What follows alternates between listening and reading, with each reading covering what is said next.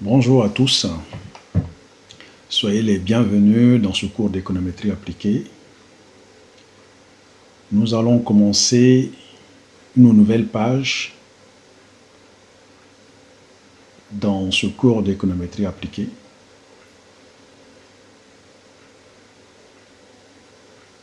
Nous allons commencer, comme je le disais, une nouvelle page, c'est-à-dire l'étude de la régression linéaire simple sur des données en coupe transversale, c'est-à-dire des données recueillies à un moment donné dans le temps. Je donne un exemple. On considère l'étude des salaires des ouvriers en 1990 en France. On va considérer ce jeu de données comme un jeu de données en coupe transversale.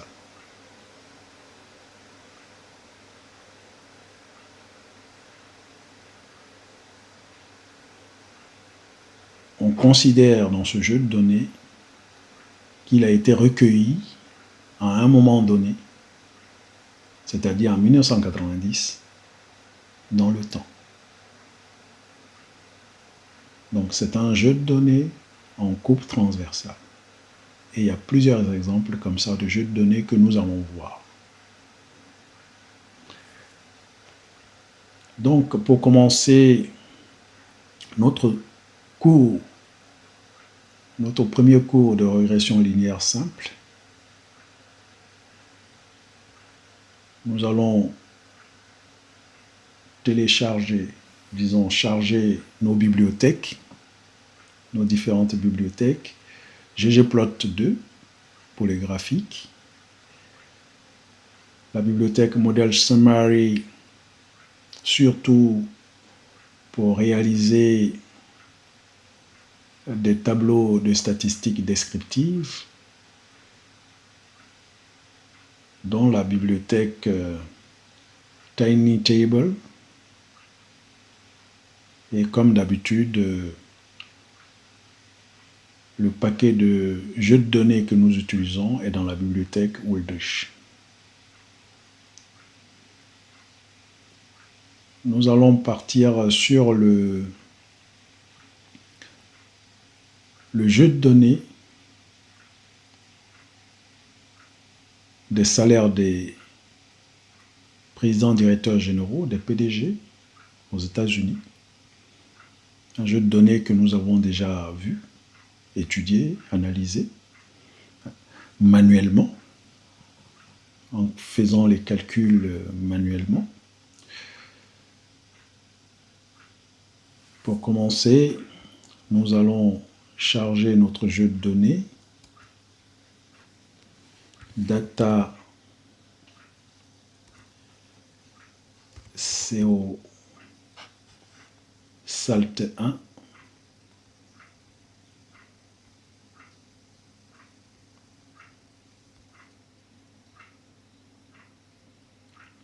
donc notre jeu de données pour le visualiser.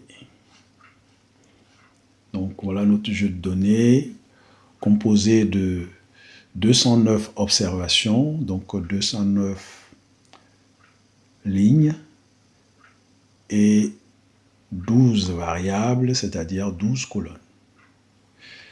Voilà les 12 colonnes ici. On a les 12 colonnes qui sont là. La première colonne, c'est la colonne des salaires qui nous intéresse. La troisième colonne, c'est la colonne des ventes. La quatrième colonne, c'est la colonne des capitaux, de la rentabilité des capitaux propres. Les P, là, c'est la mise en pourcentage. Donc ça ne nous intéresse pas. C'est pas très intéressant pour nous. Et ensuite, les colonnes de différents secteurs. Donc, on a le secteur industriel ici. Toutes les entreprises qui travaillent dans ce secteur-là ont une codification de 1, sinon 0. Toutes les entreprises qui travaillent dans la finance ont une codification de 1 ou de 0. Les entreprises qui travaillent dans la production de biens de consommation ont une codification de 1 ou de 0. 1, ça veut dire que l'entreprise travaille dans la production des biens de consommation, sinon 0. Dans le transport, c'est aussi binaire, etc., etc. Donc voilà un peu notre jeu de données. Mais dans ce cours, aujourd'hui, c'est vraiment faire de la modélisation. On veut faire de la modélisation théorique. Aujourd'hui, on va faire que de la théorie. On ne va pas faire des calculs mathématiques, ne vous inquiétez pas. Mais on va simplement, grâce à Carto et grâce à LaTeX, on va écrire les modèles, les visualiser.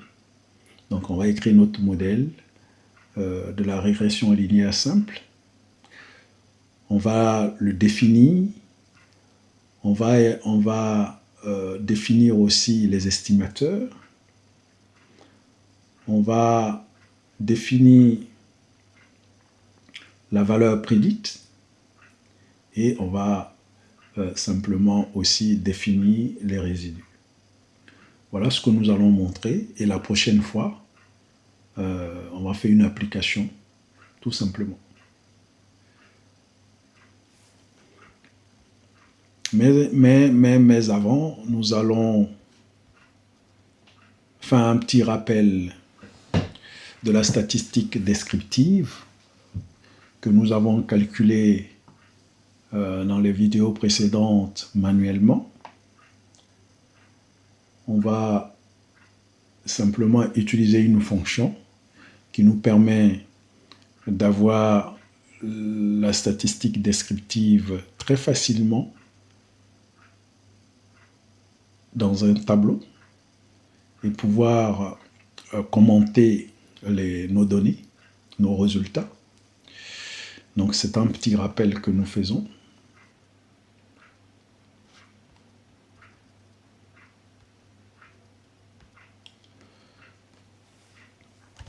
Data Summary Scheme CO SALT 1.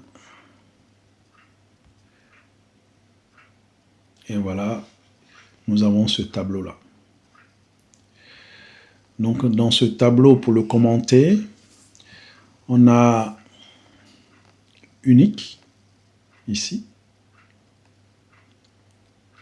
Et donc unique nous dit simplement que il y a 197 valeurs différentes de salaire.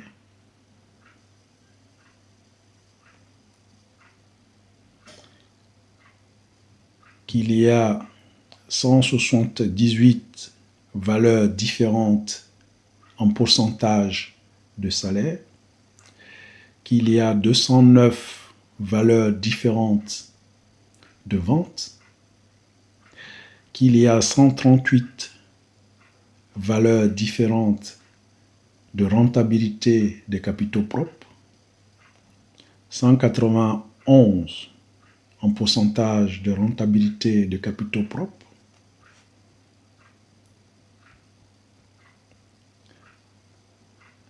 et il y a ici dans le secteur industriel qui a été codé dans le jeu de données de façon binaire. 1 si l'entreprise travaille dans le secteur industriel, 0 sinon. Donc il y a 2 valeurs différentes de codification dans le secteur industriel, donc c'est pour ça qu'on a 2 ici. Dans la finance aussi, c'est la même chose. Si l'entreprise travaille dans la finance, la codification est 1, sinon 0. Donc, on a 2 valeurs différentes de codification dans la finance. Dans le secteur de la production des biens de consommation, c'est pareil. Si l'entreprise travaille dans les biens de consommation, c'est 1, sinon 0. Donc, c'est pour ça qu'on a 2. Le transport, etc., etc.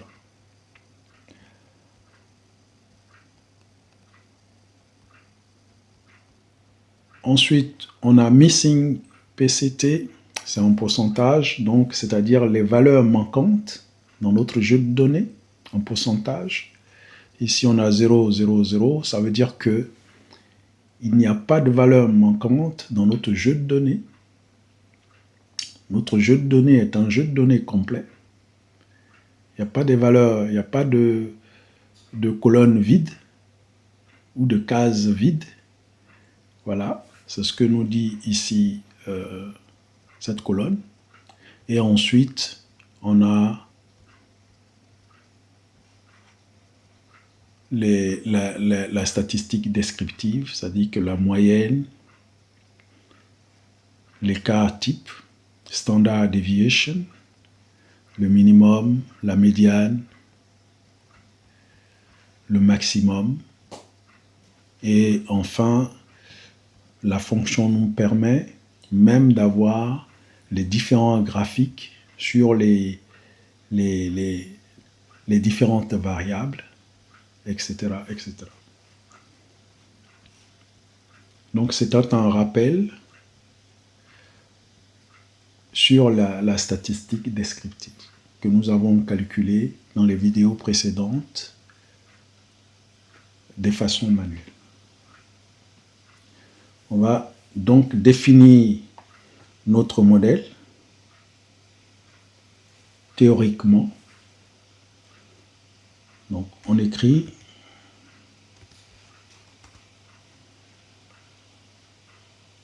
modèle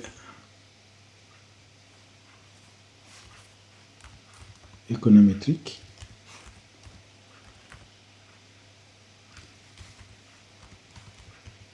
Modèle économétrique.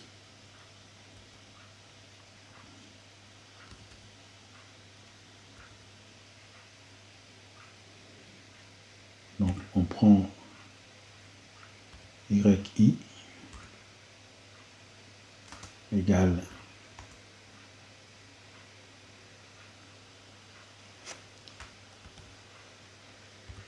bêta 0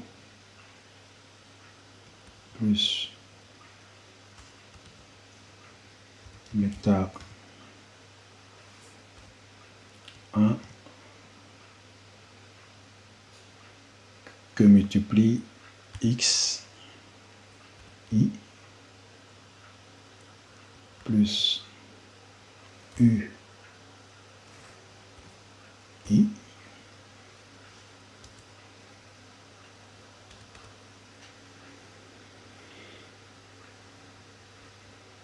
voilà notre modèle économétrique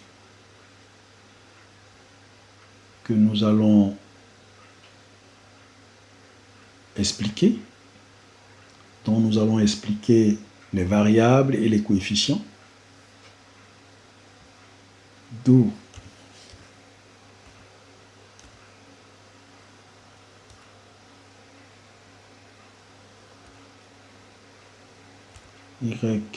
y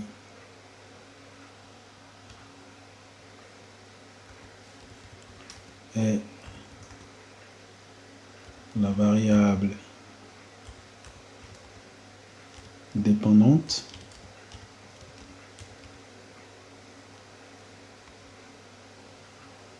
ou la variable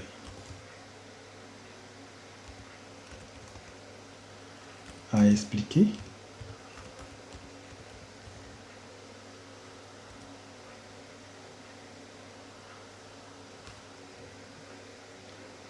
xi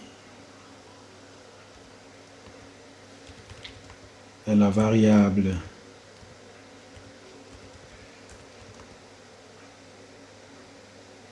indépendante ou la variable explicative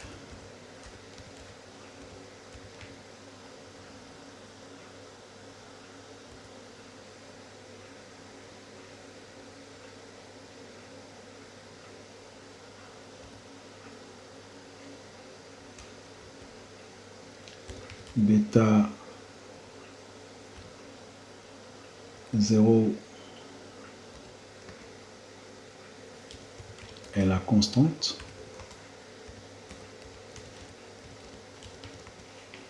ou l'intercepte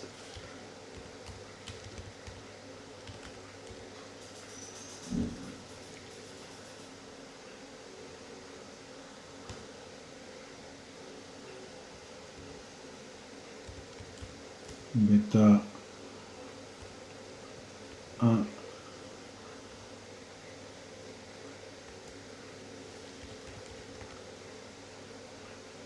est la pente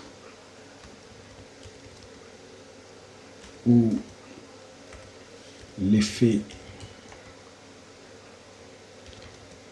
de la variable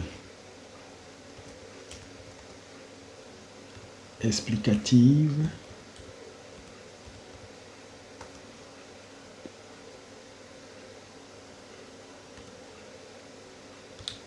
xi sur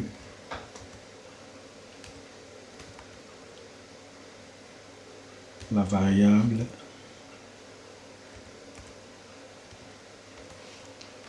à expliquer.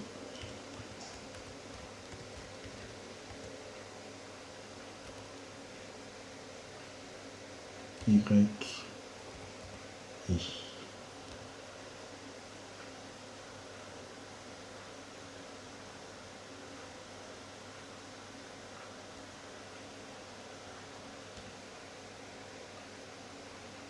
U, I est le terme de l'erreur.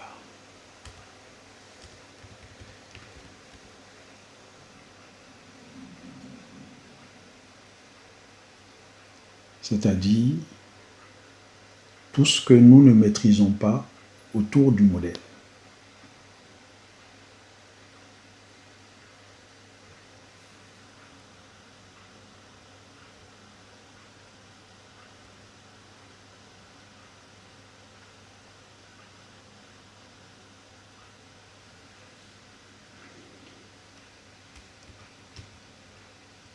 Ensuite, nous allons définir les estimateurs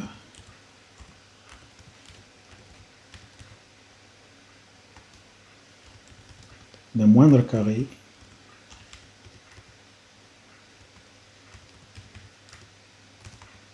ordinaires.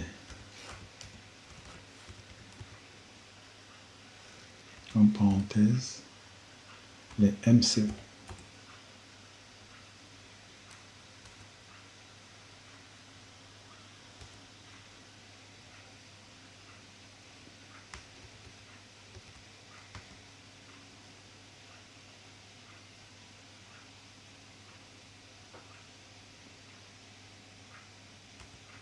Définissons l'estimateur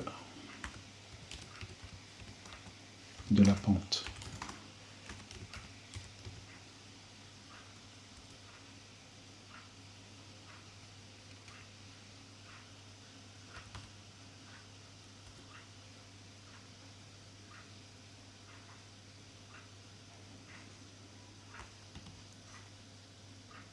Bêta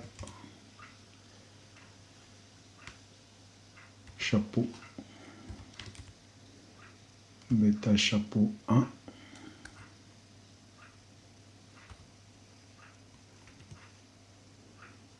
égale à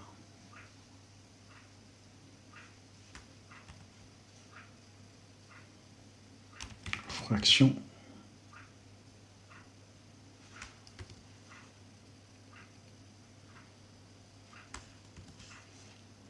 somme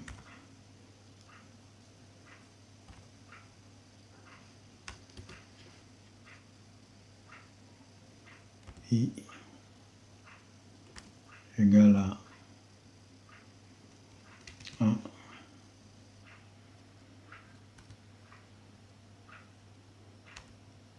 exposant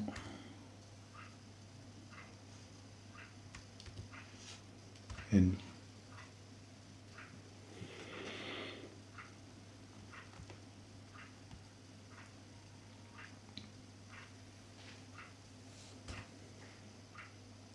X. Donc on écrit ici, je suis en train d'écrire la covariance de x, y, comme c'est une fraction, la covariance de x, y sur la variance de x.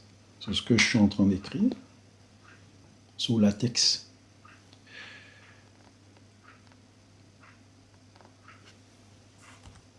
Et moins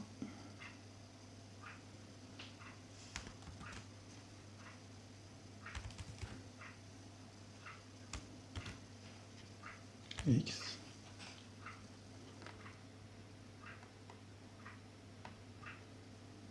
entre parenthèses y i moins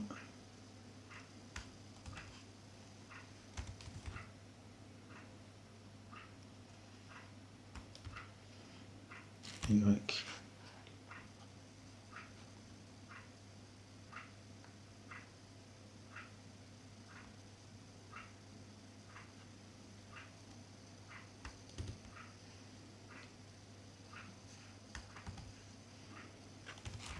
somme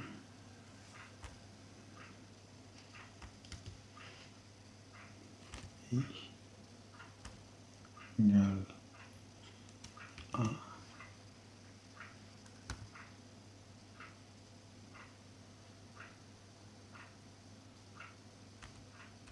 exposant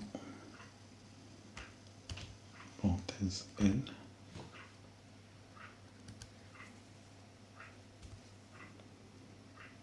x i moins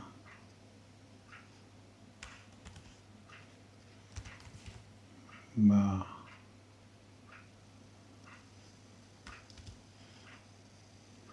x tout exposant 2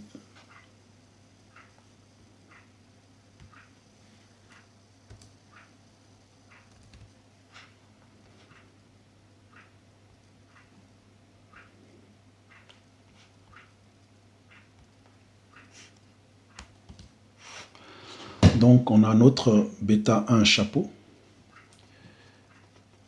qui est la covariance de x, y sur la variance de x. Donc c'est notre estimateur de la pente.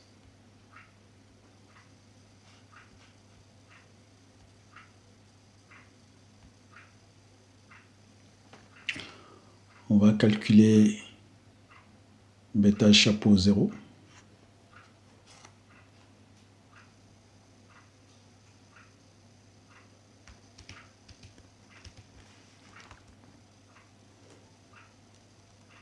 L'estimateur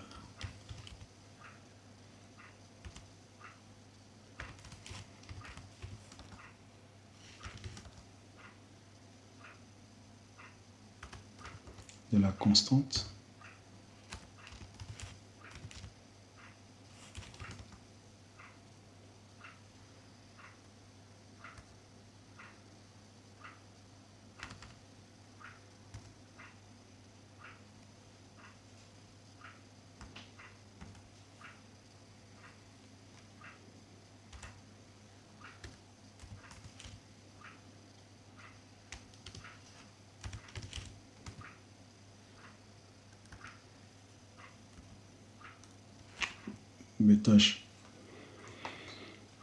bêta chapeau 0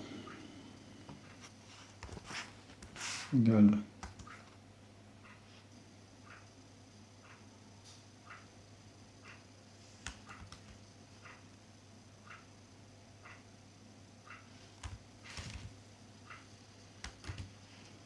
y bar moins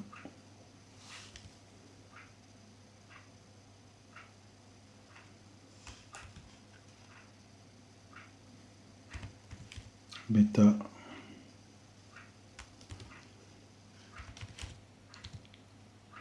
chapeau 1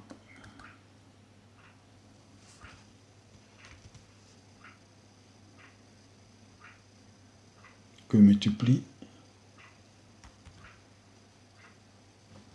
x chapeau et x bar plutôt, la moyenne de x.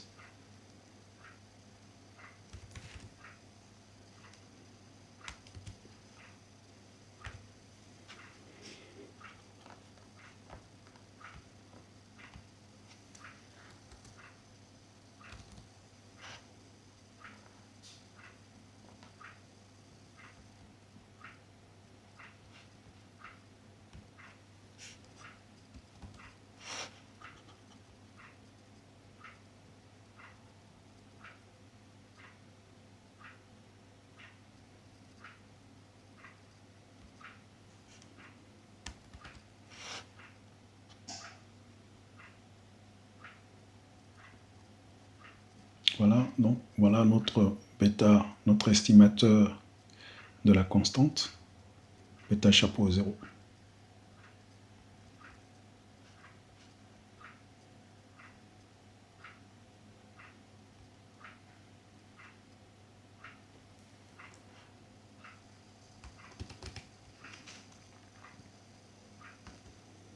On calculera la valeur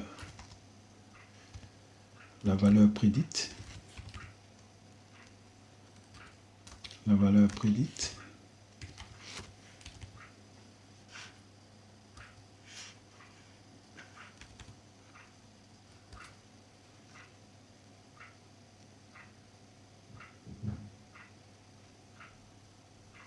C'est-à-dire y chapeau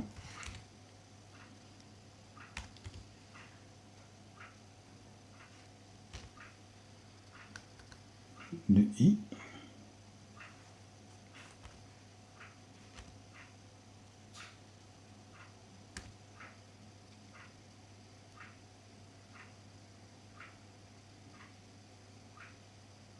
qui est égal à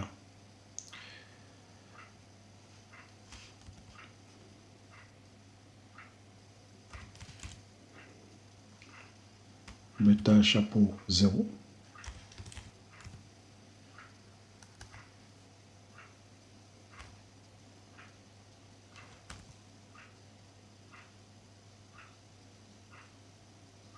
plus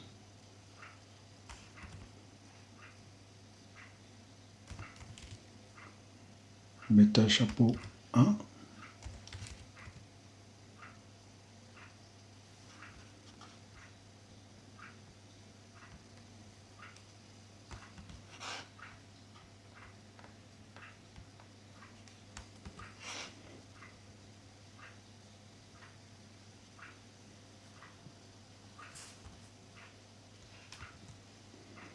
multiplié par x i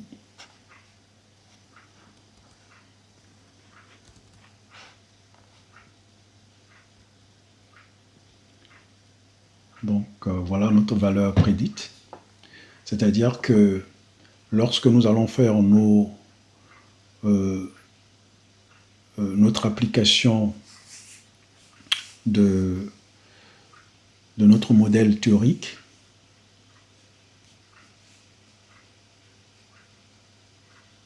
on aura à la fin de nos calculs un salaire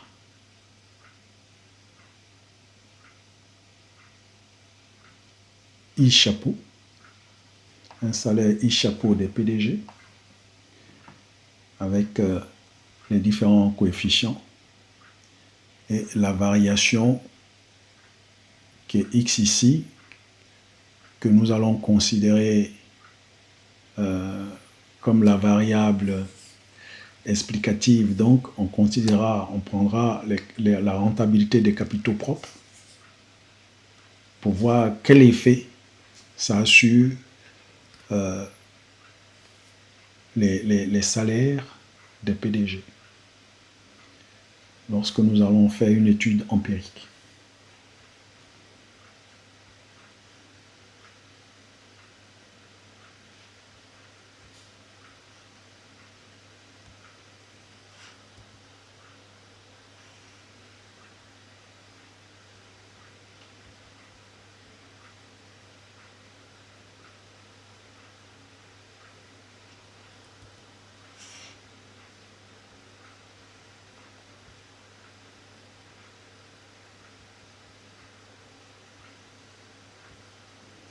Et à la fin, pour aller plus loin, nous allons définir les résidus.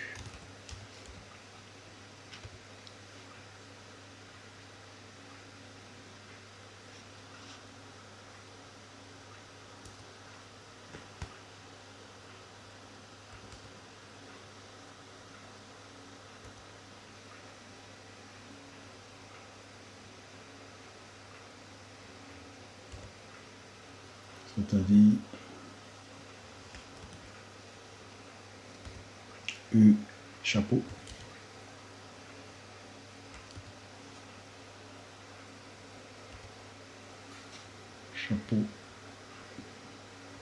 I égale à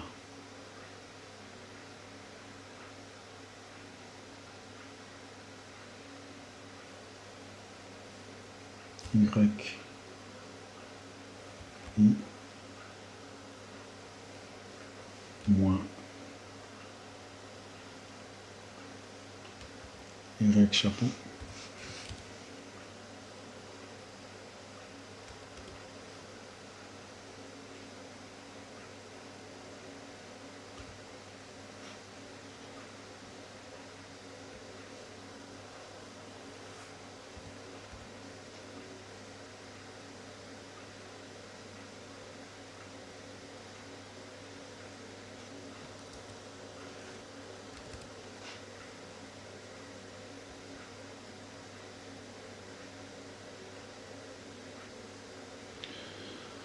Donc, voilà aujourd'hui ce que je voulais vous présenter, surtout pour les étudiants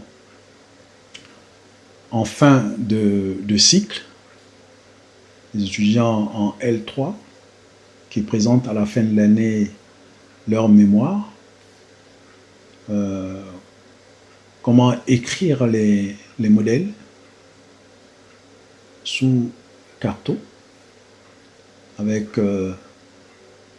latex, permet d'avoir votre modèle ici, d'expliquer les différentes variables et les différents coefficients et l'erreur, les termes d'erreur, très important pour voir si vous avez réellement compris le modèle que vous estimez. Après, vous calculez les estimateurs MCO, donc bêta 1 chapeau, c'est-à-dire la covariance de XY sur la variance de X. On calcule l'estimateur de la constante. On cherche la valeur prédite. Et à la fin, on calcule nos résidus. La valeur U chapeau. Et on tire nos conclusions. C'était cela que je voulais vous présenter aujourd'hui et la prochaine fois, nous allons faire une étude empirique, donc mettre en application avec nos données que nous avons déjà définies, c'est-à-dire les salaires des présidents directeurs généraux des grandes entreprises aux États-Unis. Je vous dis à bientôt. Ne manquez pas de faire des commentaires, de tester ce que je suis en train de faire sur vos propres données. Surtout de vous abonner, parce que c'est très important d'avoir des abonnés pour qu'on puisse échanger, pour tous ceux qui ont l'amour de l'économétrie appliquée, pour qu'on puisse échanger, travailler ensemble sur les différents modèles, des plus simples aux plus compliqués. Sur ce, je vous dis du courage et à très bientôt. Merci, au revoir.